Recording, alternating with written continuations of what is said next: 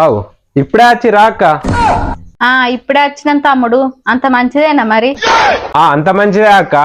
ఏమే మనోళ్ళు ఎండల పడి వచ్చిర్రు, ఏసీ అయ్యు. బాగా రోజులు అవుతుంది కదా రామయ్య, ఒకసారి చూసిపోదామని వచ్చినాం.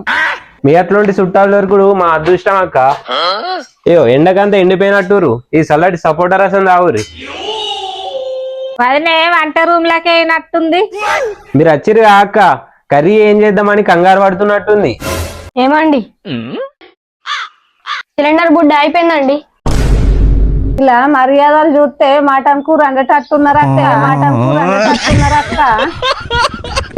నువ్వు ఇంక కంగారు పడకే, నేను పోయి బయట కట్టెలు తీసుకొని వస్తా. కట్టెలమ్మా కట్టెలు.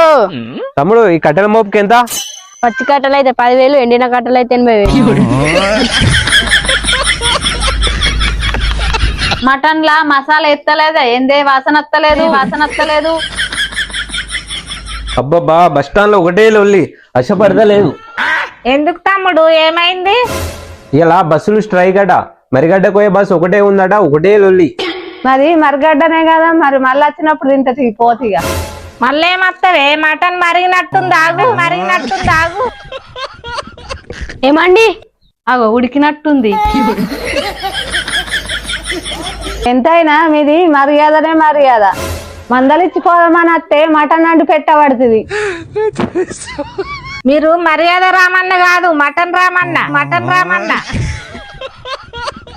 నీ మటన్ల మన్నోయ్య ముక్కలంతా బో వేసుకుందాం బుడ్డి లేదంటే మటన్ అని పానం తీయబడుతుంది. ముక్కలు ఉడకకున్నా ఏం కాదు కదనే, ఈ పూటకు పులుసుతోటి కానిద్దాం. పులుసు సరిపోతా, పూలు బొక్కలు కూడా కావన్నా. ఏమైందిరా చింటూ, మన చుట్టాలను అట్లా అంటున్నావు? మరి వీళ్ళు చేసే పని అట్లుంది. వీళ్ళ ఇంట్లో సిలిండర్ అయిపోయిందని మంది ఇంట్లో పొండి తినరానే పోతున్నారు నాన్న.